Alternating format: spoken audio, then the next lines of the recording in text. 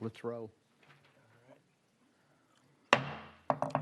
Good afternoon, everybody, and thank you for coming out to the House Banking and Consumer Affairs Committee. We're working on a new time frame, so we'll be here at 1:30 every Tuesday, and glad to be here and glad to be back. And we have some new members and old members, and so I'm going to take just a brief time to do a little introduction for everybody. But first, Madam Clerk, will you call the roll? Representatives Barrett? Here. Barrett is present. Bricken? Here. Bricken is present. Camper? Faison? Faison's walking in. Present. Tardy. Yeah. Demerit. Faison is present. Garrett? Here. Garrett is present. Lynn? Sparks? Here. Vaughn? Here. Chairman Powers? Here. Chairman Powers, you have a quorum. All right. Thank you. That's close enough for government work. Okay. Let's start out with some brief introductions. I want you all to take about 30 seconds and tell your life story and where you're from and what you represent. And I'm going to start with my good friend and attorney and our House Whip, Representative Johnny Garrett. Thank you, Chairman Powers. My very first time I was down here, you were my seatmate, and I learned everything I know from you. So I appreciate you being, and I'm honored to be on your committee. My name is Johnny Garrett. I represent the 45th District in Sumner County, parts of Sumner County. That's Gilletsville, White House, Hendersonville, Cottontown, and the Shackle Island area. And I look forward to serving on this committee with you, Mr. Chairman. Thank you very much. Thank you so much. Representative Sparks. Mike Sparks out of Smyrna, 49th District, home to the Nissan plant, Motlow College, MTSU, have a little bit of Laverne. My wife, we just, I said picked up a grandbaby, but in the former previous committee, my daughter-in-law gave birth to my first grandchild, so we're really excited. Her name is Grace, and I thought it was cool because people kept saying it's so amazing because my mother had just passed right before my grandbaby was born, and people were like, that is so amazing, and it reminded me of the bill we passed, Amazing Grace, and so I'm really excited. And my son Preston, he's a finance major. He's going back at MTSU, got another son, Peyton, and I just about to celebrate my 34th year of marriage to my lovely wife, Felicia. So glad to be here, Chairman. Thank you. Glad to have you. Chairman Bricken.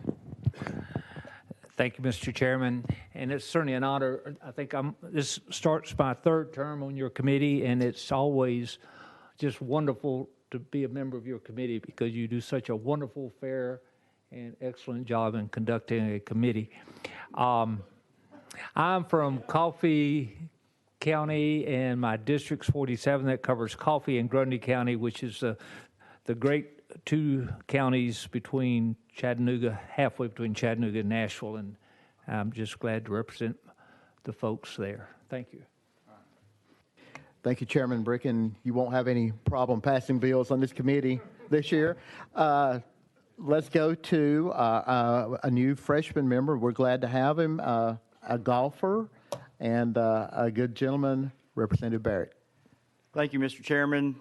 Jody Barrett, represent the 69th District, part of Dixon County, Hickman County, and Lewis County, and a proud graduate of Lincoln Memorial University, where I spent a lot of time in the chairman's district in La Follette. Thank you, Mr. Chairman. Jeremy Faison, home of God's country.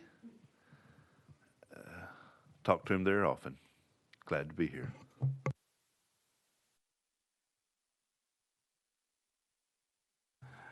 I'm Kevin Vaughn. I'm from District 95, commonly known as the District of Champions, which is eastern Shelby County, including Collierville, Germantown. Got a couple of precincts in Lakeland and Bartlett. Happy to be here sitting under your tutelage, Mr. Chairman. Thank you. We're so glad you're here, really. You did a great job in commerce this morning, and I want to echo something you mentioned. We're going to try to be efficient and not waste any time and get in quickly and get out quickly. So we're going to try to carry on your tradition of doing that in our committee. And I'm Representative Dennis Powers. I'll go ahead and introduce myself. We got some new people too. We got Owen Rosenberg. He's going to be our research person. And then we have Caroline Cravens, who is going to be our clerk. And she works for me in my office and does a great job. And we're glad to have both of them. And we have our attorney is Levin Middleton Dunn. And Matt Keene will be backing him up.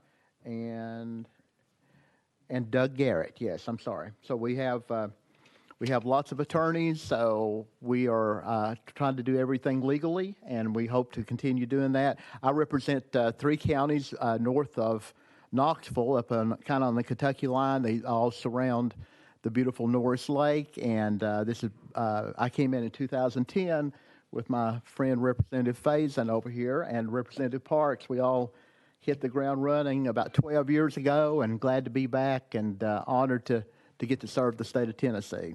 And so with that, I'm in the insurance business, but we do a little banking and financial, and Chairman Vaughn.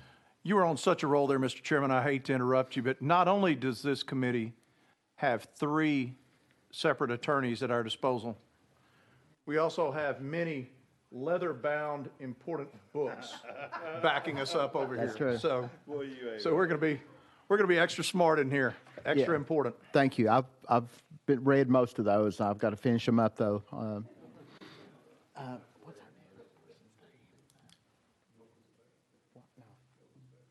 The clinic clerk is going to be up and sound. The girl back in the back corner. Ashley. Okay. Oh yeah, I wanted to mention too, Ashley Elliott back here in the back corner. You raise your hand.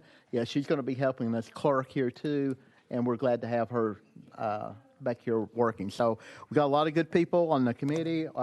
Anybody else leave out? We got everybody. Yes. Oh, there.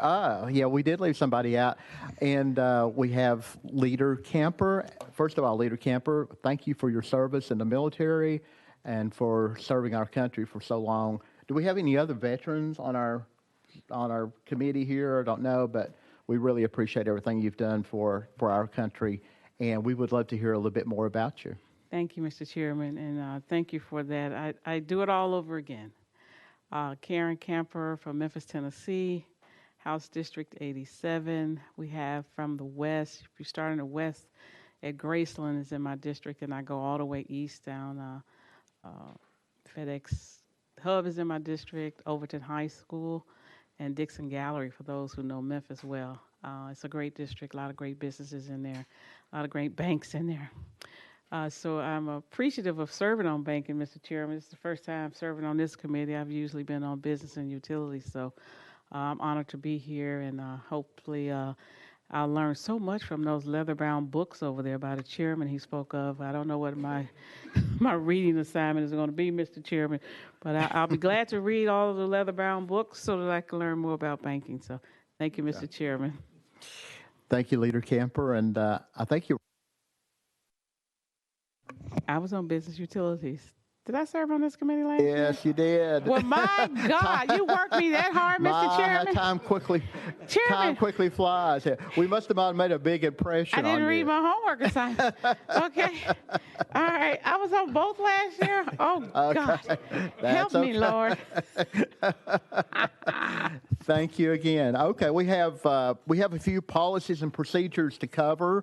And I'm going to let our research analyst, Owen Rosenberg, kind of go over those, a few things that we're going to be going by in our committee.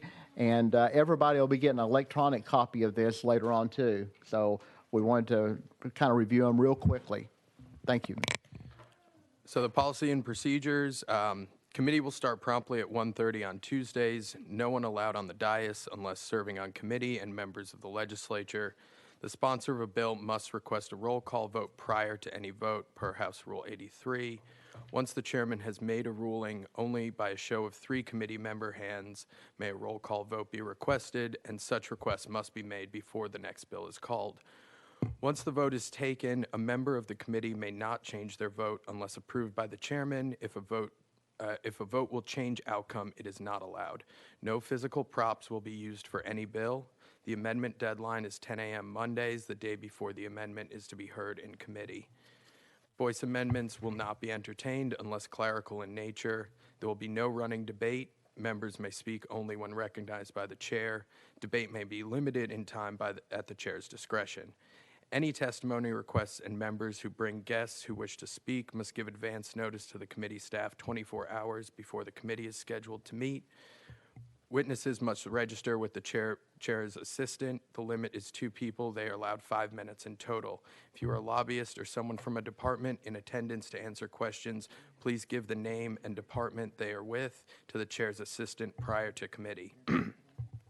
No live streaming by members or other persons in the committee room. All committee meetings are streamed on our website. Paper will not be distributed in this committee. If anyone wants materials distributed to members, it must be provided to committee staff electronically prior to the meeting so that it may be emailed to members and added to the dashboard program. Sponsors may calendar a bill 3 times. Once a bill has been calendared 3 times, if it does not pass out of the committee, it will be referred to a special calendar to be heard with the final calendar. The motion to adjourn is non-debatable but can be voted on by the committee members for approval. These policies. All phones shall be turned off during the committee. No streaming, no. These policies are waivable by the chairman at his discretion. All right, thank you, Owen. Before we go any farther, I want to see if anybody had any personal orders today on the committee. Anyone? If not, I just wanted to remind everybody of our motto for this committee. And I've got this on the wall in my office, it is better to kill a bad bill than to pass a good one. So keep that in mind when you bring bills in here, but that was from Calvin Coolidge, and we kind of go by that in here. And at this time, I would like to go ahead and, can I borrow this for a moment? Okay. We have a couple of presentations today, and wanted to go ahead and introduce our Tennessee Department of Financial Institutions, Commissioner Greg Gonzalez. We always look forward to hearing from him every year, and he keeps us up to date, and he keeps us in line the whole year long, but we always get to hear from him at the beginning of the year, and we appreciate you being here, Commissioner Gonzalez. So thank you so much, and you're welcome to start in at any point. All right, well, thank you, Mr. Chairman, members of the committee. It's always an honor and a privilege to come before you, and I certainly appreciate the opportunity to give you an update on our regulation and how that impacts the department. Just as a reminder, our mission is to ensure safety and soundness on one hand, and then also to promote economic development as well. So we just something call that regulatory balance. And the best way that we can achieve that is to tailor our regulation to the merits of each institution. We've got to avoid a one-size-fits-all approach. And I believe that in this environment, when we may face a few greater degrees of economic challenges, that it's more important than ever that bank regulators work hard to assess the condition of the industry bank by bank by bank.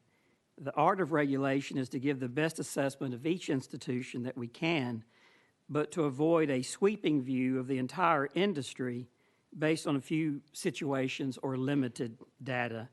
That's been our approach for many years. I think it gives our institutions the best opportunity to be successful.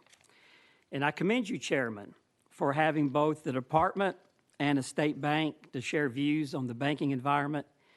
Chris Holmes is a great example of the banking leadership that we have in this state, the experience and the ability that he has and so many like him around the state possess. That really bodes well and has served Tennessee for quite some time.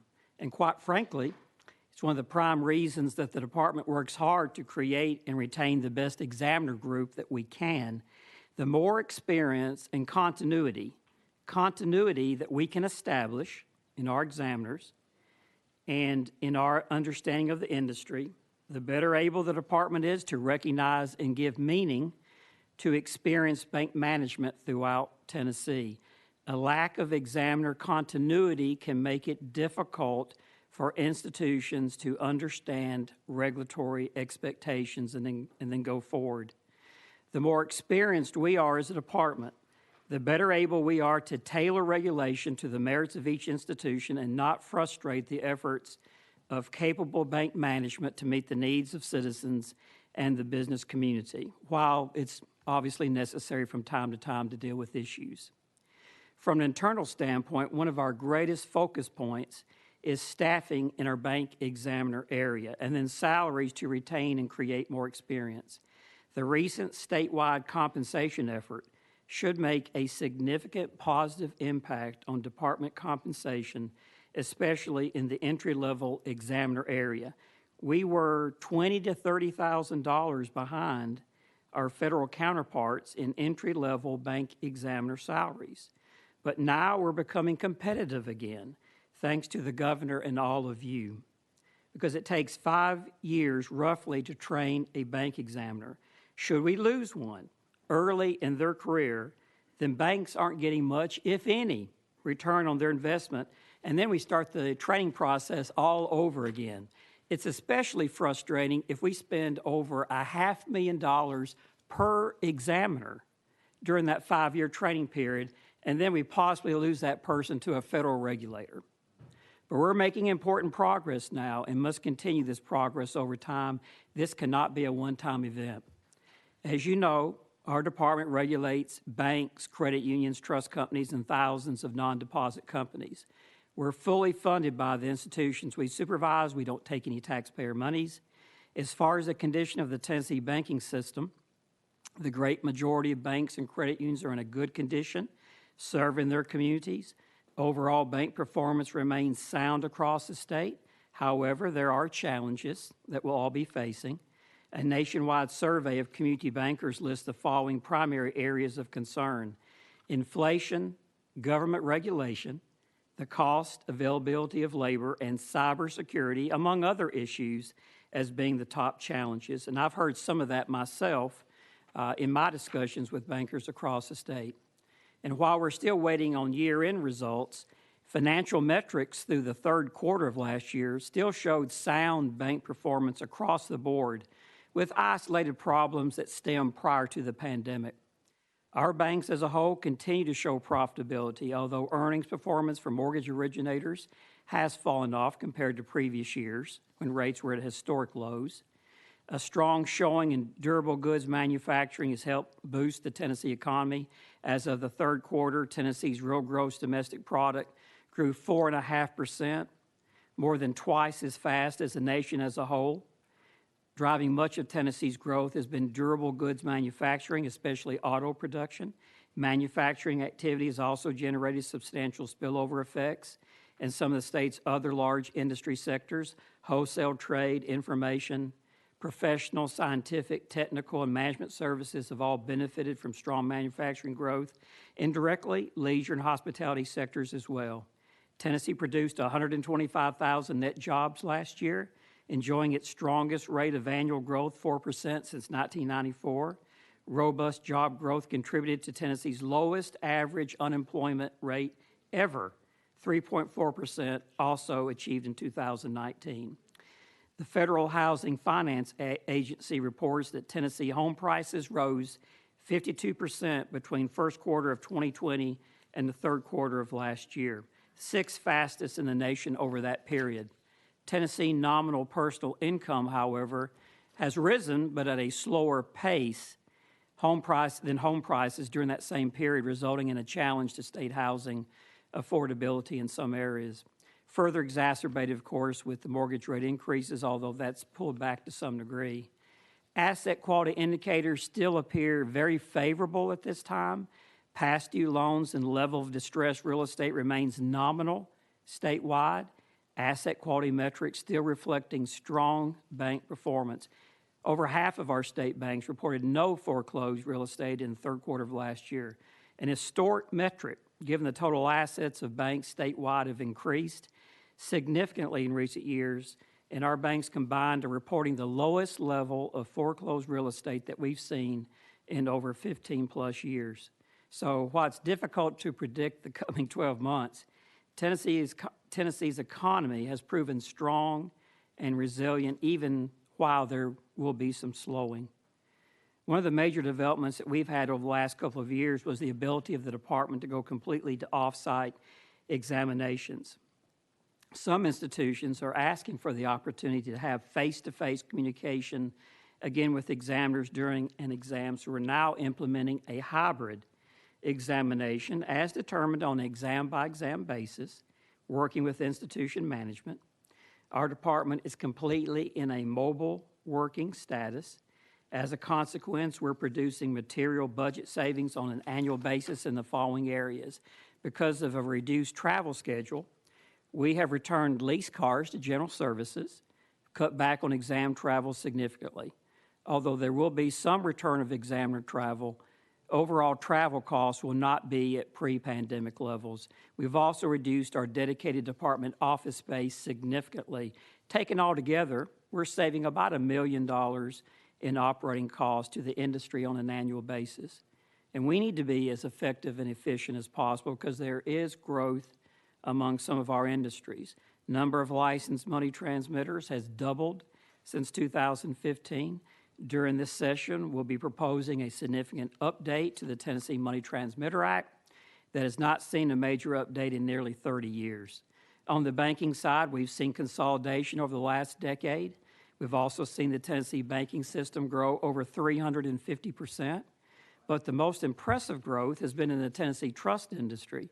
In 2015, we supervised $25 billion in trust assets, and that's a good number. But today, that number, $250 billion in assets under our supervision, we don't see that slowing down, not one bit. Another department initiative is the creation of an internal IT supervisory group. Cybersecurity is a significant risk in our banking system, but institutions and the department continue to work to ensure a safe banking environment for citizens. Cyber maturity continues to be stable, with most banks achieving baseline controls. Our recently expanded IT program enhances our technical skill and ability to assess the IT operations of financial institutions and to better partner with the industry. And we've worked with TEMA in the past to stage cybersecurity exercises with institutions. This past August, we had about 100 financial institutions join us for that exercise. As far as just a few hot topics, we're starting to have some really good dialogue with West Tennessee community banks regarding their plans to help develop the Blue Oval City ecosystem. We continue to work with a number of partners around the state to deal with elder financial exploitation. I'd also mention digital assets. Cryptocurrency and the blockchain have previously raised a good deal of interest. A year ago, we did have a number of inquiries from financial institutions. Over the last number of weeks and months, not quite as many. In some respects, we're waiting for more developments out of Washington and federal regulators.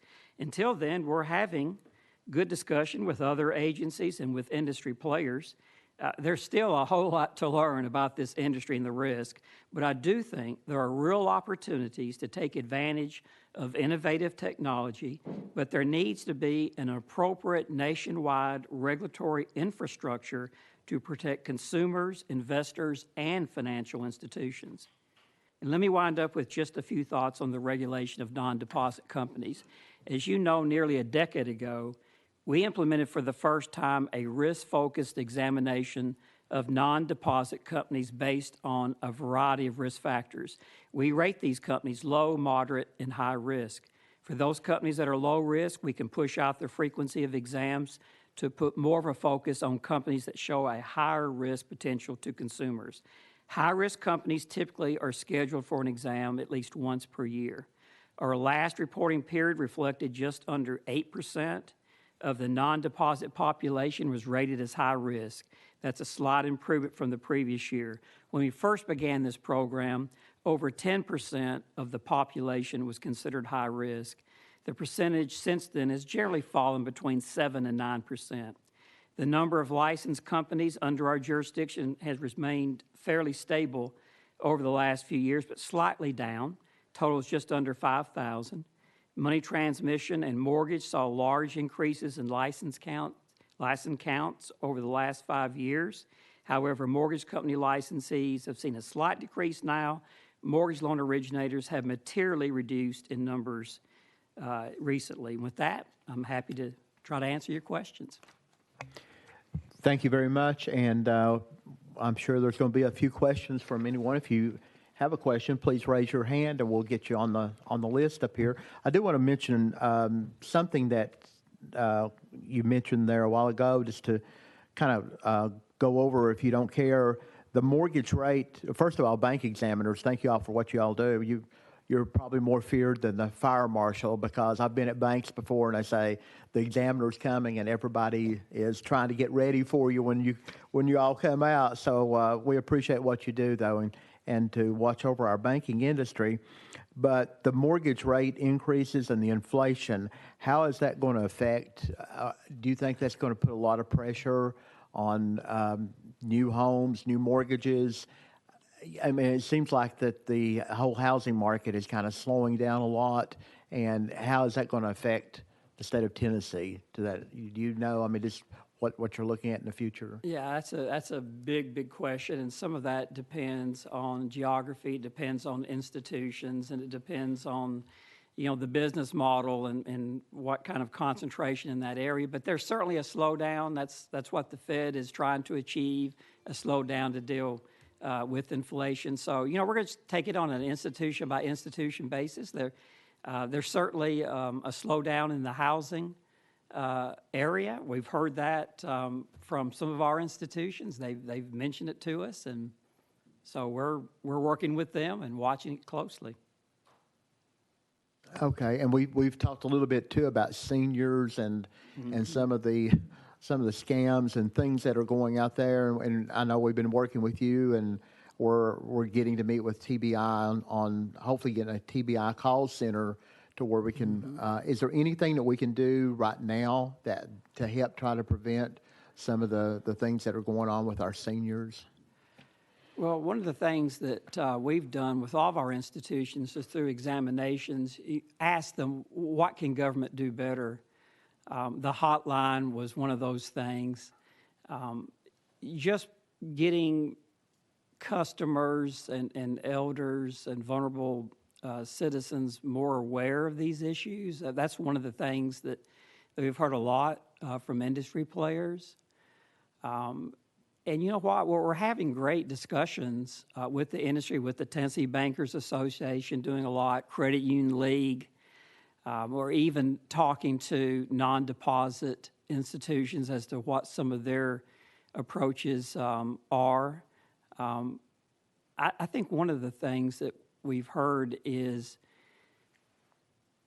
it seems to us, what we're hearing from the industry, they're doing a lot from a reporting standpoint, but there's not always the government infrastructure to be able to deal with all the reporting that's coming forward. So to some degree, all of us in government have got to step it up and be able to give meaning to what all the industry is doing. And that's, the hotline that you mentioned, that's a great effort there. But there's still more that I think that we all can do, and anything that can be done to promote awareness across the state needs to be done as well. Well, it's a big problem, and now that I've got a bill and everything, we're doing all the research, even bigger than I thought, $500 million, and that's just what is reported.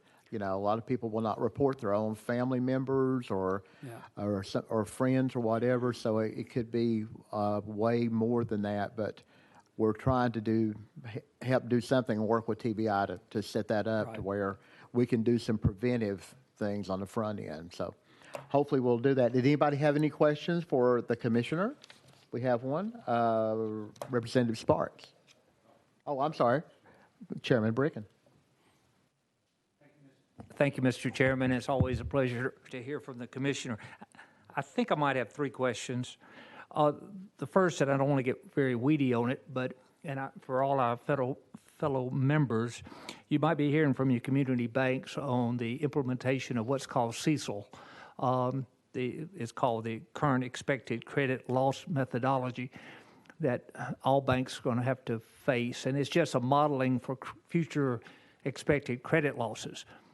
But it is a new regulatory pain, to say the least, and I'm not sure if the results are going to generate anything great.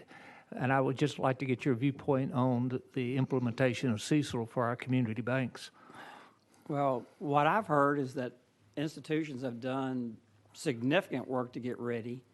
I don't know that we see a lot of change in those allocations or reserving that's going to happen. In fact, just in the last few days, we've had some conversations about that. We'll see at the end of the first quarter what the results are. I don't know that we're going to see a lot of change around the state on that. We've heard from some institutions that, actually reserving would be maybe a little bit less, but because of economic factors, they're probably going to hold the line.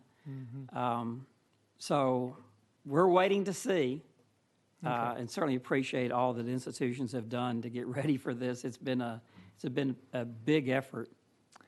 Second question deals with non-financial institutions that you oversee. Are complaints that you receive about those companies factored into your rating of your audits, examinations of those? Yes.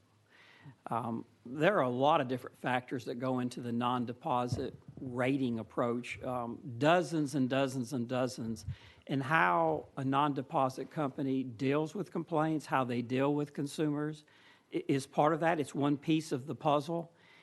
If we have a significant complaint, then that can be brought forward into our regulatory arena to maybe be dealt with through an examination as well, depending on what the issues may be.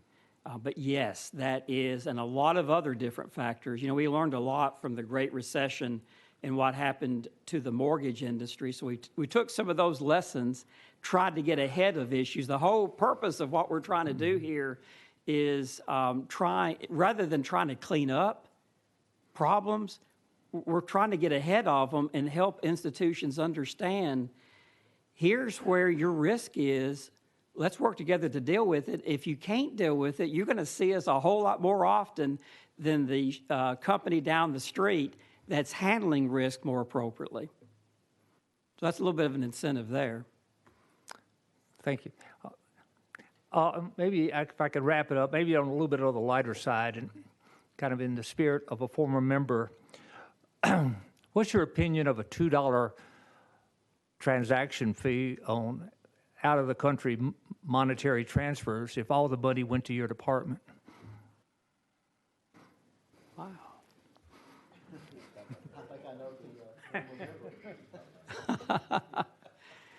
I'll leave that alone. Okay. I had to think about that a little bit more.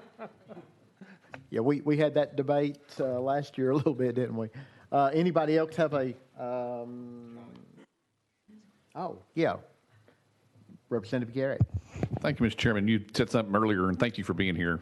We really appreciate your testimony, and it struck me as odd, and I was trying to think of whether a profession takes 5 years before someone's trained. So I was just kind of wondering, why does it take so long for a bank examiner to be trained for 5 years? I would imagine if one leaves, the investment you put in that personnel and the turnover, et cetera, becomes a challenge for your department to make sure. So I was kind of curious, what is that process that says it's 5 years, and is that something your department has kind of said, or is that industry standard for a bank examiner? So you got to have 5 years, and then you're good. I mean, what's sort of? Can you give me some color into how that time frame has come about for a bank examiner's training purposes? Yeah, that's a great question. We take advantage of federal classes and federal agency education.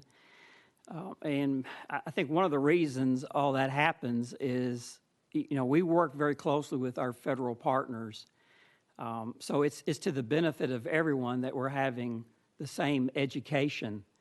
So there's just a significant number of core classes that examiners go through to be able to assess the operations appropriately of institutions. So that's what that is all about there.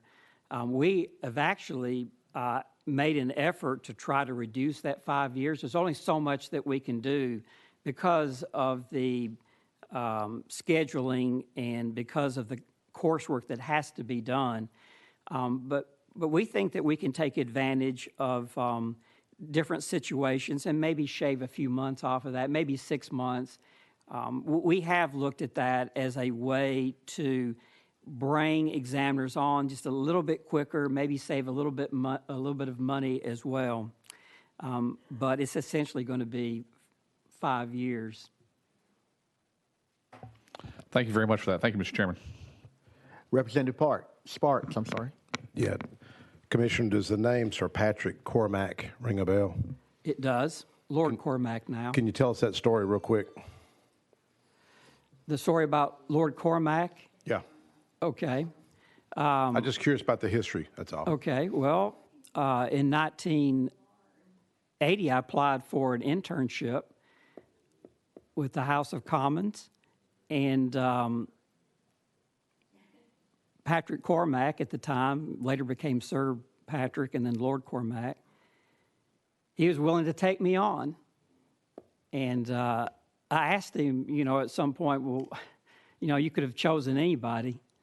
I think he was interested in, getting someone from the South and just seeing what I was all about and so forth. And we've kept in contact now for over 40 years. And so he's a remarkable person. He's done a lot.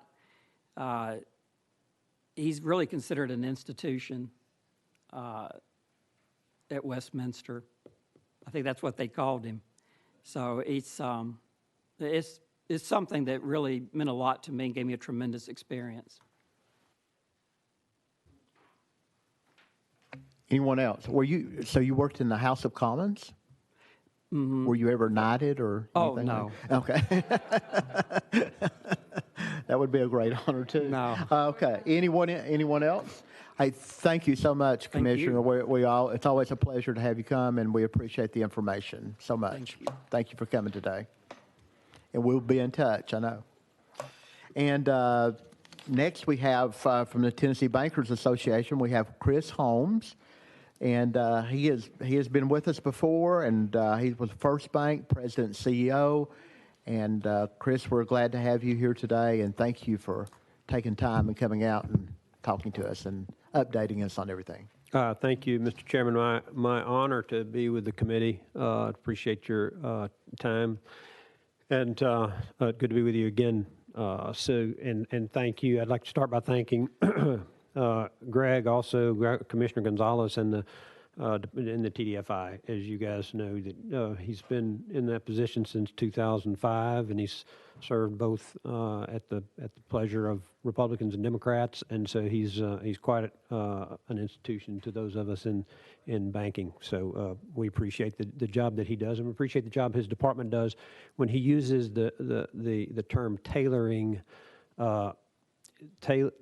supervision to the institutions. It's critical because we have different strategies, and it's not a one-size-fits-all.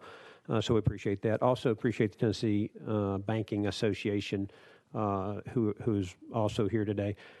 We have one of the strongest banking associations in the country, and some of the best leadership, and so we appreciate that.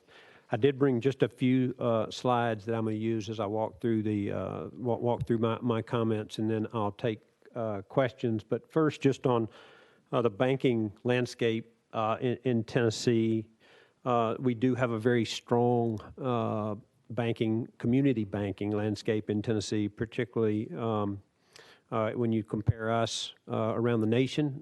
In the Southeast would probably be one of the strongest areas for banking right now. But if you then compare us to neighboring states, just on the slide, I've got several of our neighboring states. And it shows the number of banks that are headquartered in the state. We've got 123 banks that actually have a headquarters here. That's not, of course, we have 95 counties, but that's not one in every county. But it's a good number for a state our size. And if you compare it to some of the other states, it compares very well. $218 billion in banking departments spread among those. And if you would compare it to, we're a relatively unconsolidated state, again, which I think is healthy, that we have a number of community banks spread across our state. If you compare that to North Carolina, where they're which has a larger population than Tennessee, but they've got 43 banks headquartered in the state. But two of those are two of the largest in the country, with Bank of America, which is the second largest, and Truist, which is the seventh largest in the country. And so that also skews their assets. You can see that their deposits are much bigger because they keep some large corporate deposits there. But what that means is we've got a number of local community banks. We consider ourselves, at the core of what we do, we're the protector of people's money, and then we are the provider of capital for those communities. And the more that we have headquartered here in our local communities, the better we are at especially at commerce in those smaller communities. In Tennessee, if you look at our 10 largest market share banks, it kind of scans, it kind of goes from very large to very small. I wanted to at least highlight this. The largest bank in Tennessee by deposits is First Horizon, which is headquartered in Memphis. And then you can see 4 of those are banks headquartered in the state. First Horizon, Pinnacle, First Bank, Wilson Bank and Trust would all be in that top 10. Those others are either regional or national banks, and they'd all be names that you'd be familiar with: Regions, Truist, Bank of America, U.S. Bank, Simmons, and Fifth Third. But one notable is that it is a consolidating industry, and First Horizon has a pending acquisition so we will lose the largest bank headquartered in the state. That's a significant event because I'll just go in my banking career, they've been the largest market share bank in the state during my entire career. They've been the largest market share in Memphis. They've been the largest market share in places like Chattanooga and Knoxville and many smaller communities. So that does create some turmoil. But with the strength of the other banks in the state, I don't think we'll lose anything in terms of commerce there. And hopefully, the new parent company will see fit to continue to grow jobs and help and benefit commerce in the state. The other thing I would note there is you see a pretty even distribution of market share there, again, which I think is a very healthy competitive situation across our state. And I would compare that to North Carolina, which I just pointed out. Those 2 large banks that I mentioned, Bank of America and Truist, control 60% of the market in the state of North Carolina. First Horizon, which is the largest in our state, but it only controls 14% of the market share. So we do have a nice distribution there. And then I put this in just again to highlight kind of where we sit in the state of Tennessee. If you look at the largest banks and the distribution of the largest banks in the country, the largest 3 on there would be, by the way, in trillions. That's $3.3 trillion in assets at the top. J.P. Morgan being the largest in the world and really the most dominant financial institution in the world at $3.3 trillion in assets. But you see the top 3 are money center banks. And then you come down below the next 3, Wells Fargo, U.S. Bank, PNC are more national banks. They're somewhat national in scope, but actually all of those banks in that top 10, I'm not sure about Capital One, but the top 9 anyway would now have a presence in Tennessee. Toronto Dominion, TD Bank, being the acquirer of First Horizon, and so again that does, perhaps there's some benefit there of the fact that there is that'll be a top 10 bank that at least has a substantial presence in our state.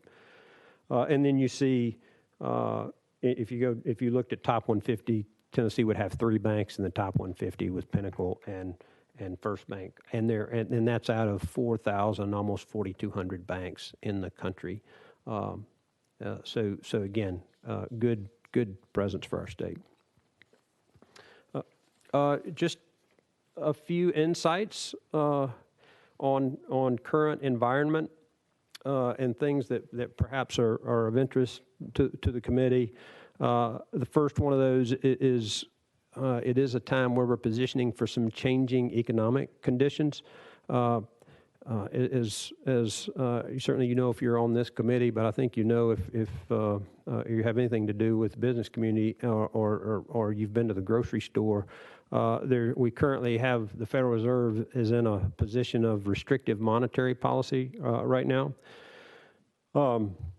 If you go back during COVID, depending on how you measure it, the federal government issued about $4.5 trillion in relief funding.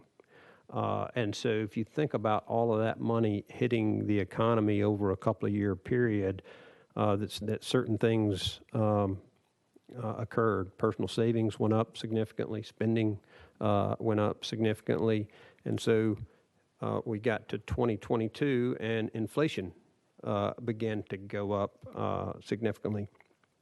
We had a period also that 2021 was a period of zero interest rates, where interest rates were very low.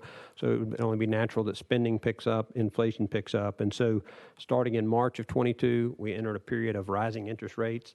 And it has been in the 9 months that followed, the fastest period of rising interest rates in most of our lifetimes in terms of the speed at which those interest rates went up, 4.25% in 9 months.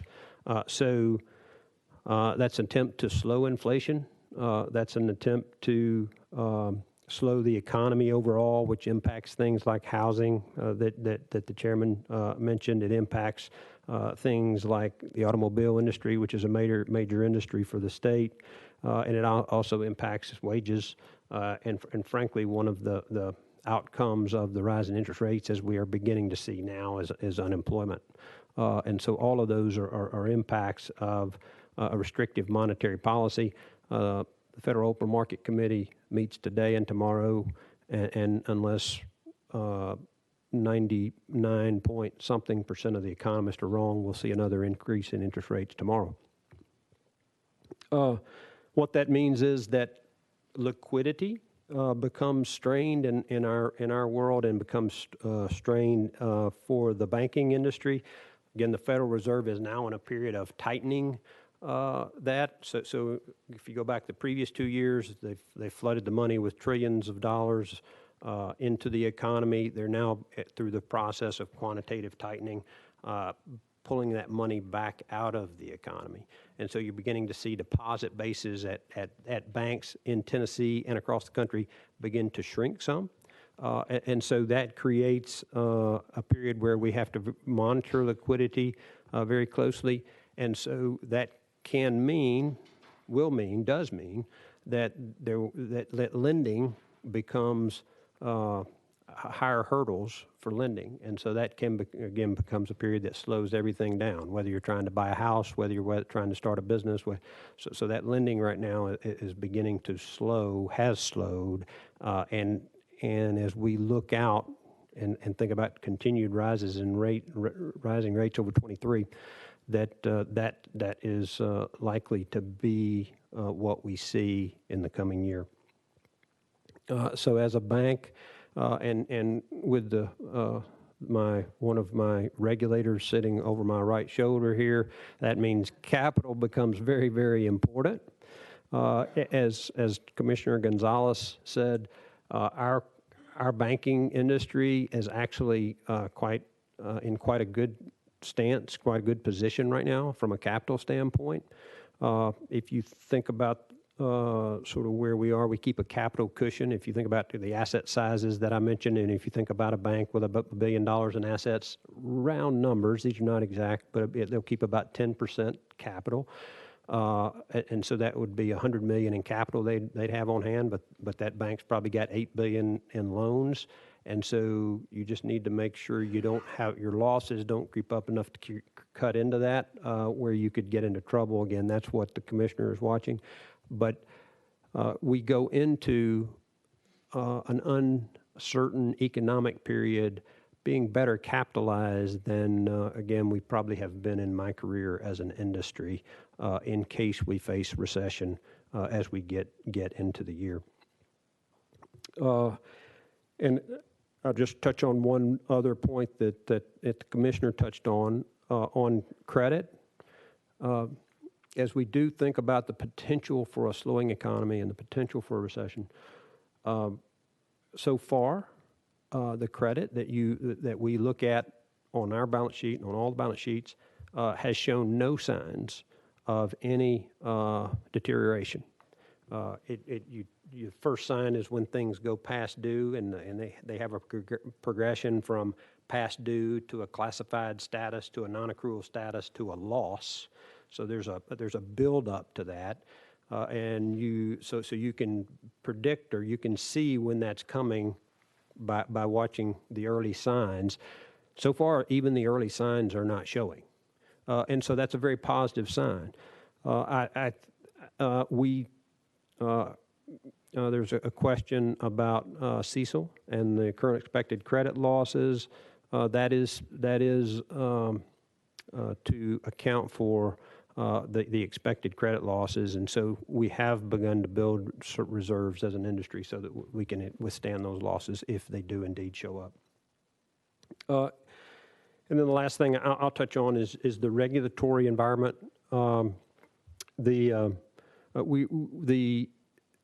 Again, I'll commend the State Department because we face a very consistent and have for years faced a very consistent regulatory environment. It's very different on the federal level. There's quite a bit of transition there in terms of leadership at the top of the various regulatory agencies. That leadership has changed over the last couple of years. That then filters its way down, and it takes some time. So there's quite a bit of transition there, and when that transition occurs, that's always difficult on not only the regulators, but it's difficult on the institutions. And so it's a time of uneasiness from a federal regulatory perspective. Among the topics that perhaps are some that you hear the most about right now, I'll touch on three of those. One is ESG legislation.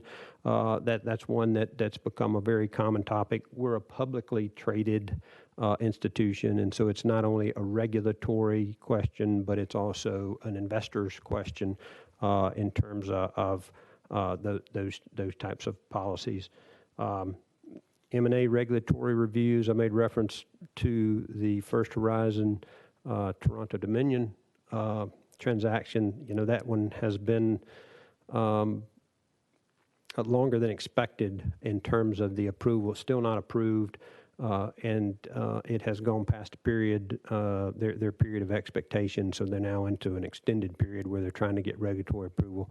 The market does think that it will be approved, but it's just been a matter of time. But all M&A activity at this point is under quite a strenuous review and is under extended period of approval.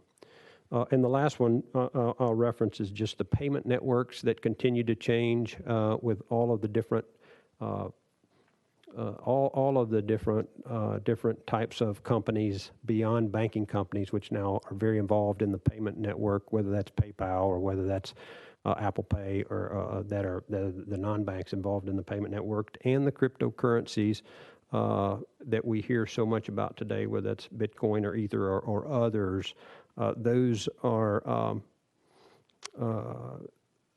they're things that we hear a lot about, but frankly, there's not a lot of direct impact today on the banking industry. But we watch it very closely, and we continue to deal in dollars, I guess is the way I'd put it. And the cryptocurrencies don't really have a lot of direct impact on the banking industry today. I will say next week, one of my colleagues at First Bank, Wade Perry, is doing a session on cryptocurrencies for here on the Hill, I think for the entire House. So, and with that, again, thank you for your time, and I would take any questions. Okay, well, thank you. I have a couple real quick, but anybody that wants to that has a question or anything, just raise your hand and we'll get you on the list. You mentioned North Carolina a while ago. I was in Charlotte one time. I think in Wells Fargo, or isn't that their headquarters also? You didn't mention them, but Yes, it was their headquarters at one time, but now they're headquartered in San Francisco. Oh, okay. Yeah. If you remember, there was a sort of a yes, I know. blue-blooded southeastern institution called Wachovia there Yes, at I one do. point. Wells Wachovia Fargo Bank. ended up acquiring Wachovia, and the headquarters made its way out to San Francisco. Yeah, and Wells Fargo had a few problems there at one time too, but I think they've got those resolved. Well, for the most part, they still have they're still working through a few, but for the most part, I think they have, yes. Right. And there is a lot of talk about, you mentioned ESG a minute ago. I know that I would talk to our treasurer here too, but we don't really, we try to, ESG is trying to really do a lot of things and push an agenda and get away from, fossil fuels and a lot of other things like that. So I don't know what the correct, step is for that. We don't want to try to over-regulate the banking industry and tell you who you can lend to and who you can't.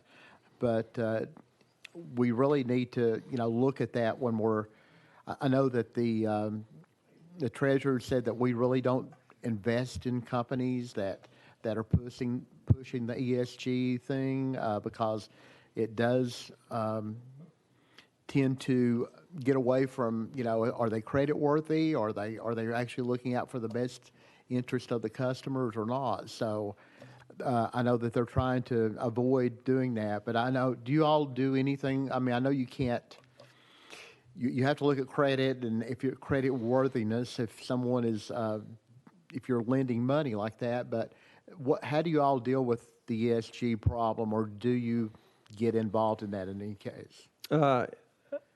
Yes, Mr. Chairman. So ESG, first off, is a publicly traded company. Like I said, we get asked by investors mostly, not frequently, but occasionally investors will ask on about policies related to ESG. We pride ourselves on being a good corporate citizen first on the social part of that, and have a long history that dates back to before First Bank became a public company. Our sole shareholder was Jim Ayers, and so we have a long history through Jim's ownership, but then also through public ownership of community support. And so we believe that there is some well-intentioned results when it comes to things like ESG. And we believe in good governance. We go through many very specific policies to make sure we're governed well. And then environmentally, same. But when it comes to policies around that, our view is we let the law determine what is appropriate or not appropriate. Right. And so if it's a fossil fuel company, as long as fossil fuel is legal, then we think that we ought to be able to do business with a fossil fuel company. Right. And we base that decision, we do consider character in that decision. If you think about the 4 C's of credit, we're going to consider character, we're going to consider collateral, we're going to consider capacity, we're going to consider all those things to determine credit worthiness. And if they're credit worthy, then that's that we consider whether it's legal or not. Now, we could look at a legal business and decide we don't want to be involved in that business, but we don't do that as a matter of policy. And so we don't have policy that restricts us from doing business with legal businesses. And frankly, that's what we advocate for when it comes to ESG. And on the other side of that, we don't think it's a good policy for us anyway to be required to lend to a company based solely on quantitative analysis. Again, because character is an important consideration. knowledge and history of businesses are important considerations, and so all those things matter. And so that's our thoughts on that. Just for the record, if you don't care, we've thrown the term around, and I know what it means, but I'm going to let you explain it a little bit better, exactly what ESG stands for, so everybody will be familiar with that. Yeah, that's environmental, social, and governance. Right. Is what ESG is, in its policies around how you deal with environmental issues, how you deal with social issues, and how you deal with your own governance. Right. Okay. Yes. Yeah, correct. Okay. Thank you very much. I appreciate that. Representative Lynn. Well, thank you. Thank you for being here. And Lord Gonzalez, thank you for being here. Just kidding. You were not knighted, you said, right? You were not knighted. But thank you for being here. Your bank is in Mount Juliet, and I can tell you they're one of the friendliest banks that the company I work for deals with, and we have a lot of deposit accounts with First Bank. We have 81, I counted while I was sitting here, 81 deposit accounts and a few loans. So thank you very much. No, thank you. You Thank you. You are helping to provide jobs to so many people, and good jobs to so many people, and we just thank you. And I think when it comes to ESG, I think the tipping point for lawmakers would be if we start hearing from constituents who couldn't get credit for any, say, ESG reason. That would be the tipping point. I don't think any of us are hearing anything right now from our local businesses about anything like that. But that potentially, might be a tipping point. So if that gives you any clue of how we all think, our constituents talk, and that's where we are. But I really just wanted to pay First Bank a compliment. It's just such a friendly bank, and we just appreciate it so much having you right in our community, and we just feel like we know all the people in there, and they're our friends and neighbors. We go to church together, and it just has a small town feeling to see how big you are all over. It's really impressive. So I'm glad you're keeping that small town feeling. Thank you. Well, Representative Lynn, thank you so much. I hope I can get a recording of this. Yeah, I know. But thank you so much. And we say all the time within the bank, and is that community banking. I'm from Lexington, Tennessee. I'm a West Tennessee, born and raised in West Tennessee, and keep close roots there. Which used to beat Bolivar all the time in football, just for the record.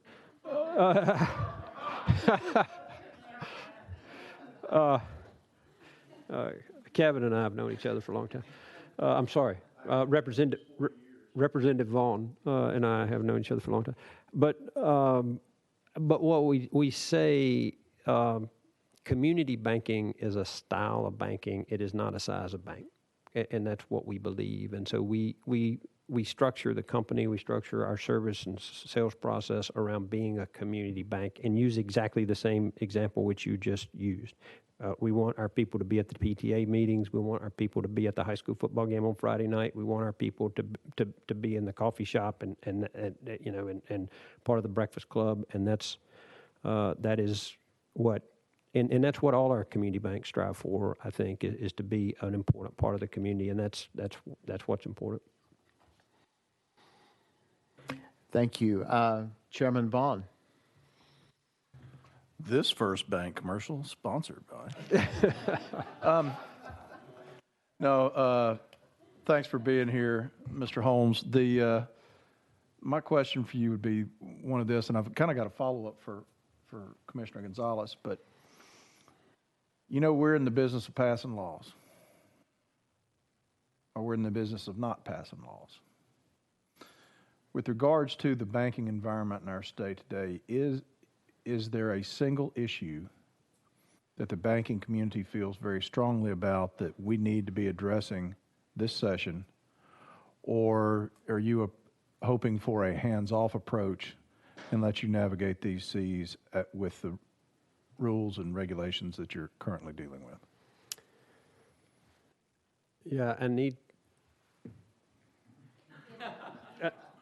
I'm sorry. I was going to say, I wanted to know if she was going to get specific on me. So my partner with the Tennessee Bankers Association is Amy. Amy Heasley is sitting behind me. And we do prefer hands-off, and I can think of, a couple. One would be ESG, okay, and the other would be the interchange bill, those that has some real challenges to it. And I'll just state this with regards to interchange. Interchange is the reason that there's a fee is because you get immediate credit. Okay, so when you swipe a card and there's a fee that goes with that, you get immediate credit, and that immediate credit is guaranteed. And when there's fraud in that chain, okay, the issuer of the card has to pay for the fraud. And what do you think is the fasting rises cost that we have, period? Would be fraud throughout the payment system right now. And so it's getting more and more expensive to those electronic transactions because of the level of fraud that's out there, which again is covered by the issuer. So I'll go back. One of the most famous ones was Target. You remember years ago where all their information got out, and all those numbers got out, and all that personal information got out. Well, Target didn't have to cover that. Okay, the issuers of all those cards, which generally those are banks, they're the ones that have to cover all that fraud that goes through there. And so that would be the other one that's I think probably most misunderstood, and maybe a biggest challenge for the banking industry. And so I'd say definitely the hands-off approach is probably best for us. Good question, Kevin. Thanks. I'm sorry. Good question, Representative Vaughn. Could I have? Yeah, follow-up. Well, I did, and anyone who runs their business always appreciates. Just give me gridlock. We'll figure out how to make a profit. If you just don't keep changing the rules on me. Yeah. This is with regards to the electronic transmission fee that bill that I believe you referenced earlier, Commissioner Gonzalez. Did you not? That there is some pending. What did someone mention? There was some pending transmission bill issues. We have one every year, don't we, I think? Oh, on the transmission bill. Okay, yes, I'm sorry.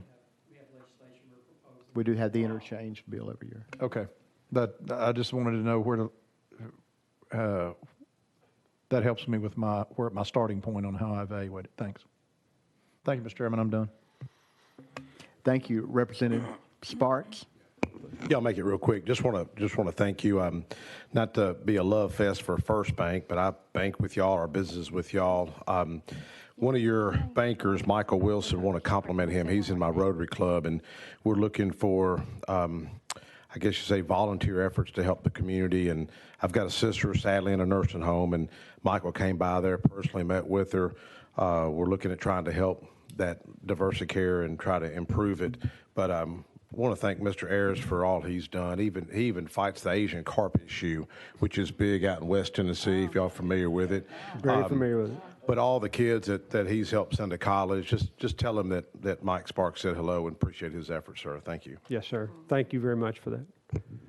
Wow, it makes me want to go get a loan from the bank down there. Okay, Leader Camper.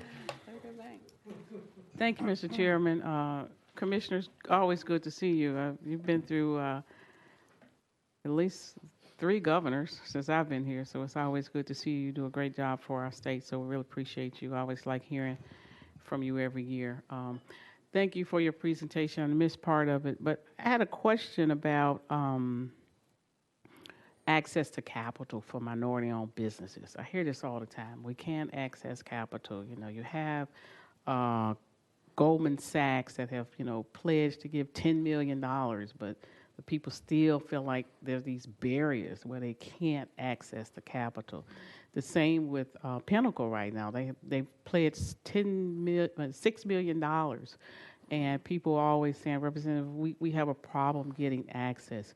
Do you have any insights on maybe what some of the barriers may be that they don't know that they're not doing, the applications are incomplete, or technical support, back office support? What is it that you might be seeing that we can use as an informational purposes. I can explain to people, this is what you need to do in the application process, that they just may not know how to access these funds, so that they don't go unused and say, well, we couldn't find anybody here to send the money back. Yeah, it's a great question. Thank you, Representative Camper. A couple of things. I think one is just the needs that we see that we try to help and participate with. One would be basic financial literacy, which is a void, I think, in many ways in our system. And I think we're doing a better job in some places of just teaching basic financial literacy. And I think that's one thing that we need to continue to look for opportunities to work that into our education system. And the second would be particularly in the Memphis area. I know we partner with Operation Hope, and we do that in Memphis, where it does the exact things that you talked about. It helps with how to get access. It helps with how to fill out applications. It helps with things that are going to be looked for, and to try to help navigate the system, whether that's through a traditional means or whether that's through other grant programs that are available. And so those would be the two things that I would recommend that we continue to do. And then, there are programs that banks, especially as banks get larger in size, that community programs that we're all committed to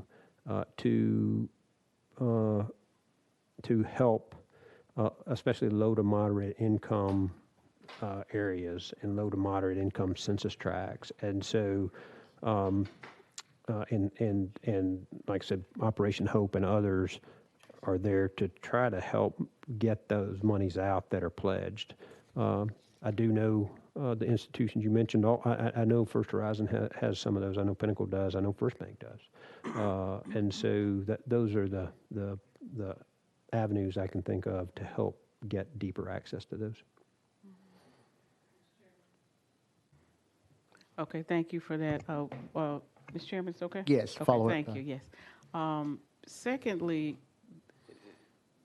there's this researcher that I used to work with in a national organization I was a part of, and he did some research on banking institutions and where they were throughout metropolitan areas, if we will. So he did this overlay of Memphis to say this is where banks are and this is where banks are not. And he called them banking deserts. And everywhere it depicted this banking desert, you could see that there was poverty. You could see that the area was not growing. And in his mind, if we had, if we remove these deserts, we can grow these communities. Have you all looked at kind of like where banks are? Because when you look where they are and where we have them, you see all this growth and you see all this activity. We can talk about it later, but it was an interesting diagram he showed me. And I think he overlaid it with food deserts too. And it was like showing what was happening when you didn't have these resources right in the community. Have you all done any research or anything to look at what happens when banks are poured out of communities? Yeah, not very specific to that target, and we're not. We do research on a limited basis usually on something that's very, very targeted for us. And I haven't seen that specific research, but generally when banks are looking at expansion, they do look for places that are underserved. But also that's typically paired with places that are economically on an upswing, and so I think you just have to find a place where those two intersect. Happy to talk about it further, but I think, and I'm not familiar with exactly that piece of research, but we would be glad to have a deeper discussion about it. I appreciate that. One last thing, Mr. Chairman. Yes, Yes, go thank ahead, you. huh? Thank you. I appreciate that. I look forward to. I just want to give a shout out to First Horizon before when it was First Tennessee. I had a nonprofit organization where I was working with young people who wanted to be in the entertainment industry, and part of what we was teaching them was the business aspect of it. And so First Tennessee partnered with us to come and talk to them so they could understand how a lot of entertainers get in trouble because the finances are not quite right. Right. So Yes. we had a person that came, they were dedicated, they come to our classes and talk to the young people about, you know, how the money works. Yes. And so that was a great partnership, and I just want to give a shout out to them because when I first reached out, they jumped on board right away.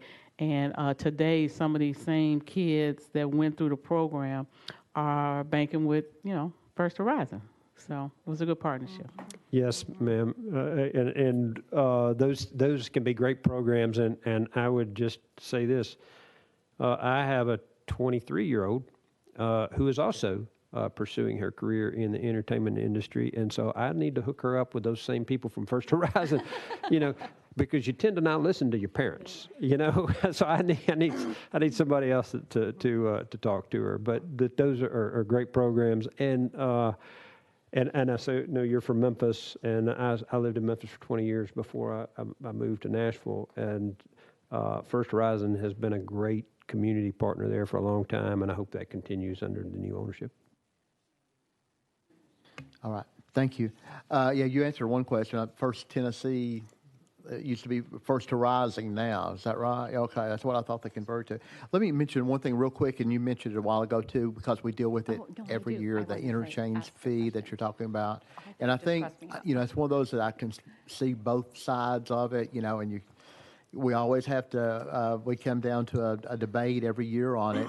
The only thing is, they're worried about paying the sales tax on that swipe fee, and you can certainly understand where they're coming from. Is there any kind of a compromise like that I know you all have met with a lot of the retailers and stuff like that? Is there any kind of a compromise or anything that might be worked out or possibly be worked out? Okay. He's got a We'll say Chris from aggravating his retail customers. Kind of the stance that we've taken, and it's one that we're going to continue to press on, is that the retailers do need to be compensated as agents of the state collecting sales tax. There's no doubt about that. That's the principle that we need to honor, that they are handling the state's revenues and reporting them into the state. But the fact of them reducing the coverage of the risk that the card underwriter carries is also something that we still need to keep intact. So unfortunately, it's going to result in a fiscal note on a bill to get these retailers paid for collecting this tax. And that's something that I have, and Chairman Hawk is passionate about this issue. And it was one of those things to where I was somewhat interested to the point to where my passion level is rising, because we're asking these people to do our job and we're not paying them. And that's not, and as we're making a profit sometimes as a state, that's really, you know, unfortunate that we're doing it on the backs of some of our small businesses. So that to me, from a policy standpoint, that is the compromise that our body needs to work towards, is to where that the compensation for the small businesses comes from the state, and these folks retain their risk coverage from the swipe fees that they get. That's just KV's position, but I know that's one we've advocated for in this committee for at least the last 24 months. We have, yes, thank you. And you're right, and I agree completely. And I'm not sure what the note, I think they've looked at a couple of different amounts or what it would amount to or anything like that, but you're exactly right. And I know that's a possibility. I don't know if somebody has a bill to that effect this year, but I think that would be something that we really need to get passed and get them compensated. I agree. Oh, yeah, okay. Yes. Representative Lynn, you're next. I didn't know what you meant to file the bill. Okay.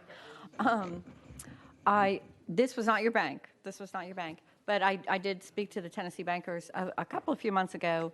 One of the things we have is we have a lot of retail locations, and our managers at these locations have to have our bank deposit tickets for the cash deposit.